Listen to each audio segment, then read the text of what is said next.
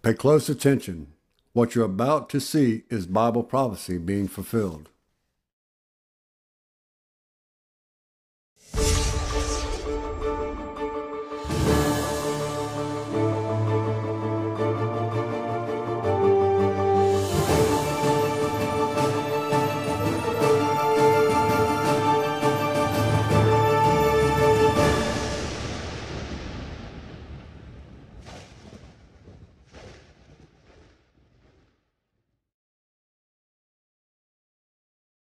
Welcome to another edition of YPN News, bringing you news as it relates to Bible prophecy and foretold by Yisrael Hawkins. Well, we've got more war in Aleppo, I guess I should say the continuation of the war in Aleppo. Bunker building is on the rise here. And when can't an abortion be performed?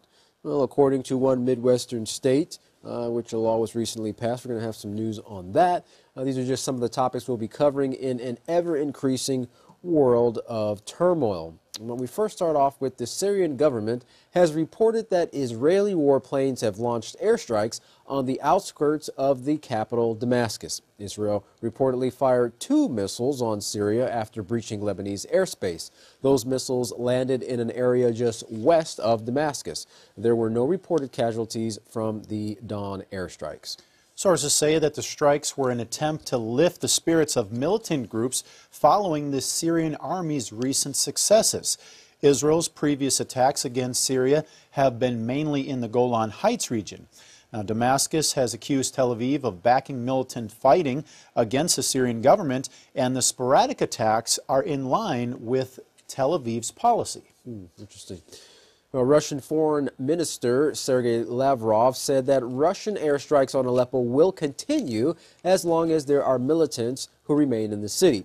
He also said the U.S. and Russia still have a great chance of reaching an agreement on Aleppo, and that the U.S. has a strange position on Syria, accusing the U.S. of dragging out talks on accords to allow militants to leave the eastern city.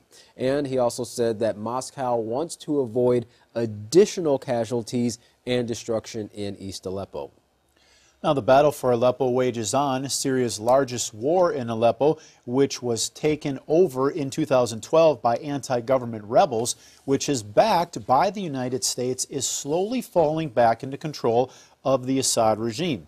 Now, explosions in the rebel-controlled east keep civilians trapped as the fighting continues.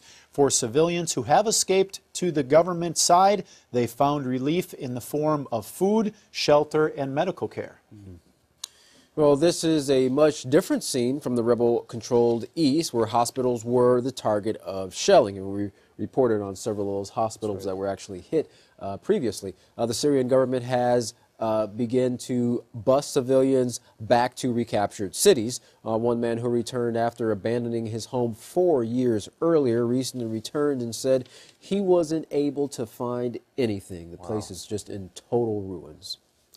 Although a lot of media attention has been on Aleppo, many other areas in Syria have been under attack. Syria and its Russian ally unleashed its firepower on Kufram Bel in Idlib, killing dozens of civilians. Rustan, a town in Homs, also received airstrikes where terrified children were sent running scared for shelter from the attacks. That's sad. Russian Foreign Minister Lavrov said Russia and the U.S. have discussed pulling militants out of Aleppo at a recent meeting in Geneva. It seems as though the U.S. and Russia have negotiated a deal that could bring about their withdrawal from Aleppo, and this could be an indication of a major change in U.S. policy regarding Syria. Well, the details of this was to be hammered out on the 10th of December. Previously, on the 2nd of December, there was a deal that was tabled by the U.S. and Russian Foreign Ministry. That deal all fell apart. The Russian ministry accused the U.S. State Department of using stalling tactics, which gave the rebels that they supported on the ground more time. Lavrov also mentioned to the U.S. or mentioned how the U.S. refused to call the battle in Aleppo a fight against terrorism. Interesting. Well, Lavrov said that he brought that matter up to Kerry and said that the U.S. never really wanted to condemn the al-Nusra Front as a terrorist organization despite their affiliations with al-Qaeda. In a recent exclusive RT interview with Daniel Hawkins, the Russian Orthodox Church leader, Patriarch Kirill, spoke about a range of global conflicts and the Christian faith. Let's take a look at this interview. Let's just start with Christian affairs outside of Russia. First of all, primarily the conflicts in the Middle East and in North Africa. Many people view these conflicts as a threat not only to governments, to secular states, to individuals, but to the Christian faith as a whole. Now, you had a pretty historic meeting with Pope Francis a while ago, and you released a joint statement in which you called on the international community as a whole to stop the extermination and the expulsion of Christians from the Middle East and from North Africa. Now, since you made that statement, have you noticed an improvement in the situation there, and do you think enough is being done to stop these Christian groups being targeted? I had on many occasions been forced to raise my voice on behalf of the Russian Orthodox Church in defense of those whom I called the persecuted Christians of the Middle East. Of all the minorities in the region, it is Christians who have been suffering the most. The statistics show an appalling dynamic. There used to be 1.5 million Christians in Iraq. Now there is less than 150,000. There used to be 500,000 Christians in Syria, and now they have vanished without a trace, whether they were killed or fled the country. But the Middle East is the birthplace of Christianity and of Christian culture, which is why killing Christians or driving them out of the region isn't just a crime against religion and against human rights and freedoms.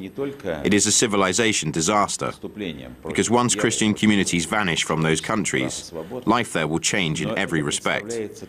Prior to the current crisis, the governments in those countries, including secular governments, had to reckon with the presence of Christians and devise their policies in a way that would ensure some kind of sectarian balance. Now there's no need to maintain a balance. And who knows what may happen to the remaining Christian population in those countries. So you could say our meeting with the Pope was centered around our shared concerns regarding the situation in the Middle East.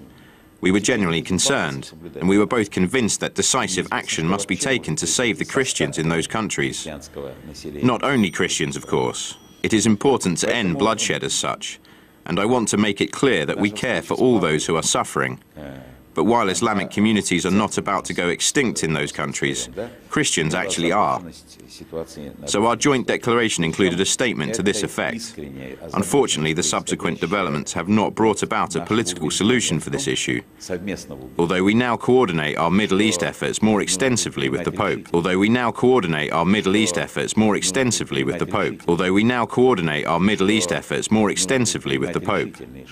We know that the expulsion of Christians continues in those countries, among other things, and that civilians in general suffer because of what's going on in Syria and Iraq. It is perfectly clear that, if the nations currently engaged in the interventions in Syria and Iraq are truly committed to eradicating terrorism, and if that stated objective is their only true goal, and there's no hidden agenda, then it shouldn't be a problem for us to join efforts and work together. After all, what is ISIS? We once defeated the Nazi powers through collective efforts, and they had half of Europe enslaved.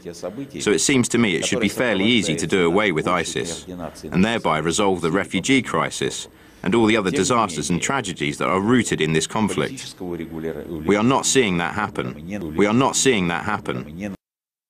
It sounds like there's been a lot going on in the world of Christianity. Well, the major focus in the Euphrates at present is Syria. We have Larry McGee following the latest details on Aleppo, plus the story behind the latest coming from Iran. Larry, what do you have for us? Tehran has voiced strong disapproval with regard to a recent Senate vote to extend sanctions against them. The Islamic nation stated that the move encroaches upon the latest nuclear deal between Iran and the P5+1. Iran's foreign ministry spokesperson Bahram Qasimi contributed further yet that the proposal also violates the U.S.'s commitments under international law. The Persian official also suggested that recent domestic developments within the states should not become a pretext for America breaking its word, and he called on the outgoing president to employ all of his powers to prevent the enforcement of anti-Iran legislation. The Iranian diplomat also went on record saying that Tehran is monitoring the situation and they are preparing themselves for all possible scenarios and will defend its rights under any circumstances. It was all about defensiveness at a recent conference in Brussels where 100 diplomats gathered to hear a debate concerning the future of NATO. At one point, NATO head Jens Stoltenberg was asked his thoughts on Aleppo being retaken by President Assad and how the focus could now shift to defeating ISIS.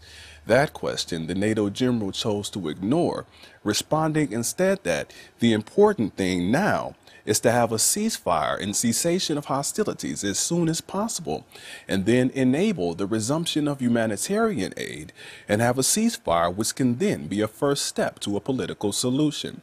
The conference did not conclude, however, without a comparison between the results produced in Syria by Moscow as compared to the U.S., with the former being hailed as having been more successful against ISIS, despite being involved in the conflict a shorter amount of time.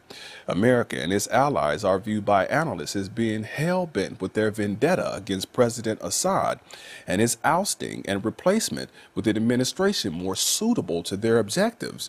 But due to Russian rivalry, observers say Washington is set to fail. As the coalition entitled the Friends of Syria gathered in Paris this week, the stage was set for more political contention as several of the group's key members, from France to the U.S., expressed disapproval for the motives of the Syrian government in retaking Aleppo. Secretary Kerry stated that Syria and Russia have a fundamental responsibility that if they are trying to effect a genuine transition, a genuine reach to get to the talks in Geneva, and a genuine cessation of hostilities to permit people to move, then they need to provide guarantees and allow guarantees to be put in place that will make certain that people aren't marching into a massacre.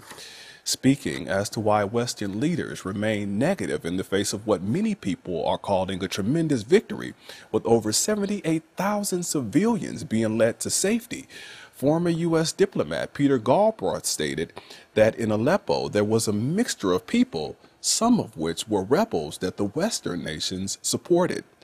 Analysts say the position of Syria and Russia is that they are tackling terrorists and militants who have held people hostage for years, and their question is why can't the West accept that Aleppo has now been liberated?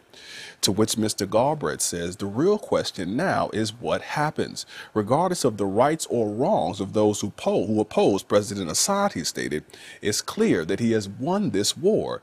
So the important thing now is to try and figure out ways to bring the fighting to an end without more of the kind of tactics that have been taking place in eastern Aleppo. According to the former ambassador, there is no use in fighting a war once it's already been lost. The opportunity to seize the moment and propose a complete ceasefire across all Syria was not lost on Russia. Negotiations are planned to take place with Russia and Syria on one side and Turkey and representatives of the armed opposition on the other. Delivering a statement from Japan, President Putin conveyed that he was seeking to have Astana in Kazakhstan be the venue, and that if the parties of the conflict agree, they will have President Nazarbayev, the head of Kazakhstan, support the process. Provided it occurs, President Putin says the talks will be in addition to the Geneva talks and not in competition.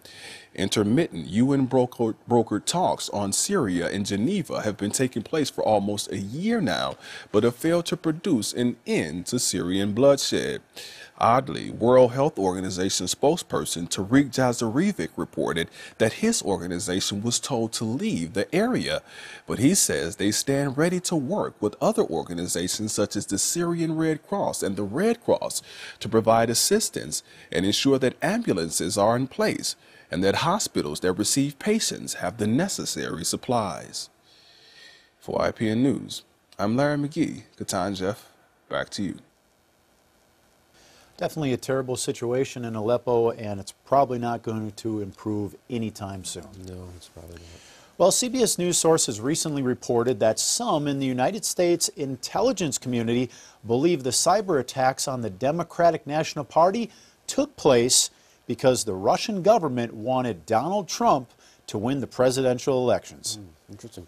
Of course, not everyone in law enforcement and the intelligence community are in agreement with that idea. Of course, they also don't know how to prove that the Russians were working specifically to try and tip the scales in the favor of Trump. Well, the FBI has to work to build a case which, if given enough evidence, would lead to a prosecution of some kind, although it is unclear if anyone can even be prosecuted in this situation.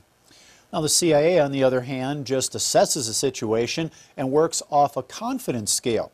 So the investigation is not as deep as the FBI's, nor are they looking to prosecute. However, everything seems to suggest that it was just an intent to cause disruption, not to actually promote a particular candidate to president.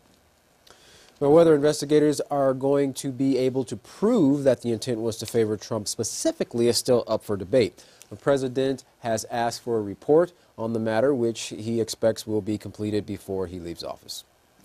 Now, there's been some talk about retaliation in the form of more sanctions or possible use of offensive cyber capabilities, which the United States has. So the question is, Katan, does the administration want to get into that tit-for-tat with the Russian government? Now, there are a lot of people that feel that's something the Obama administration doesn't want, and to be frank, you really don't know where that's going to lead to. That's right. Well, our next story left the United States Navy dumbfounded. One of their ships was recovering underwater drones, which were taking samples of the water in the South China Sea. The data collected from the samples helped sonar operators as they searched for submarines. The Chinese Navy ship came up on the operation and sent out a small boat which picked up one of the drones from the surface of the water. The boat then sailed back to the ship, ignoring radio calls to return the U.S. drone. Well, even though the drone is an unmanned vessel, it has the same rights of sovereign immunity as any manned U.S. ship. In fact, the fact that the Chinese just came and seized it, even though it contains no sensitive information, is what they're saying, shows the level of tension there between the U.S. and China in that area.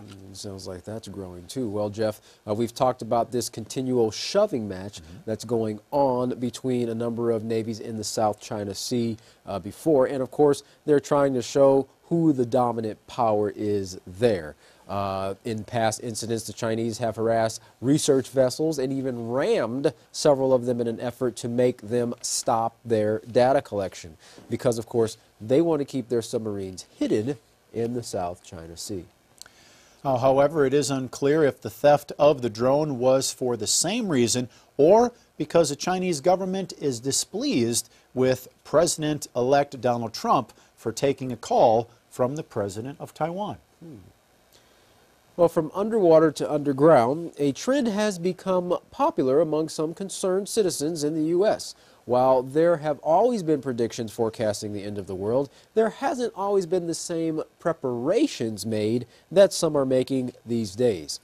Ron Hubbard started with a big piece of pipe and an idea which today he calls Atlas Survival Shelters. Building backyard bunkers for people is big business today as the fear market is booming. In an interview with CBS News, he said, "I can't build them fast enough right now," adding, "It's better to have a shelter 10 years early than 5 minutes late." Oh, yeah. Well, for those who are familiar with the Cold War era style concrete bunkers with just the basics, Ron's survival shelters are comparable to a small home, having all the amenities of a house, but just 20 feet underground. Ron says there is nothing off limits in these bunkers, including luxury bedrooms, big screen televisions, game rooms, and underground pools. You can have anything you want, I guess, to keep your mind off of It does sound pretty fancy. Yeah, the disaster that's taking place above your head. Right. Of course, there is no lack of apocalyptic possibilities in the world today for a man who is selling safety and style. Hubbard compared the situation now to over 5 decades ago when he said, in the 60s, they only worried about the nuclear attack from Cuba and Russia. Now, we have to worry about biological attacks, chemical warfare, terrorist threats, economic crash, nuclear fallout, and nuclear threats from Korea and China. And that's really just naming two. There's probably a lot more. Oh, yeah, most definitely. Well, some people might think that those who built survival shelters are a little bit crazy. Well, Hubbard did too. But what he found is that they're actually not. Instead, they're professionals, businessmen like him, who value the safety of their families and have the means to pay for it. And if they want, well, they can even use it as a guest house for visiting relatives, if anything else. Well, Mr. Hubbard's business has him wondering at times. He said, "It's amazing what we can do underground. There's no limit. I mean, I hope it never happens, but mathematically, it all adds up to Armageddon." So interesting that there's going to be a lot of people seeing now as they watch these world events unfold. There has to be a lot of fear there that they're putting it in high gear, building these bunkers. Yeah, so it's obvious, it's evident that something is on the horizon that's going to be big. Well, our final report concerns a controversial abortion bill called the Heartbeat Bill. Ohio state lawmakers approved the legislation banning abortions the moment the heartbeat of a fetus is detected. The heartbeat can usually be found 6 weeks into pregnancy. Now, the bill sits on Ohio Governor John Kasich's desk. If he signs it into law, it will be one of the toughest restrictions on abortion in the nation. Wow. Of course, after the Supreme Court case of Roe versus Wade, states can legislate what they want to do. But the fundamental question for that issue has never been answered: when does life begin? And this is where Catan science comes in, and they try to say one thing, and this group will say something else. But the sad part is the World Health Organization has estimated that 40 to 50 million abortions take place every year, and that breaks down to 125,000 abortions per day. That's one too many. In fact, many scientists have proven that life starts at conception. In fact, we won't see this problem go away until people are start to receive education in moral values, where they'll make right choices, taught how to be responsible, avoid risk-taking behaviors, and of course, start to value themselves in all life. That's right. Well, find out more when you contact the House of Yahweh by requesting your free Prophetic Word magazine and monthly newsletter. Here's how. To contact the House of Yahweh, you can write them at the House of Yahweh, P.O. Box 2498, Abilene, Texas 79604. You can call them at 1-800-613-9494 or visit them on any of their websites at www.yahweh.com, www.yisraelhawkins.com, and www.yahwehsbranch.com. You can also visit our website at www.ypnnews.com. You can email the House of Yahweh at info@yahweh.com. And for all calls outside the United States, please dial the number on your screen. And of course, don't forget the best study material or study resource to the Holy Scriptures today, offered online, the Yisrael Says program. You can find that by going to www.yisraelsays.com. Well, get ready to stand and cheer, because up next is Yisrael Hawkins. From all of us here at YPN News, I'm Jeffrey Heimerman. And I'm Catan Alexander. Thanks for watching.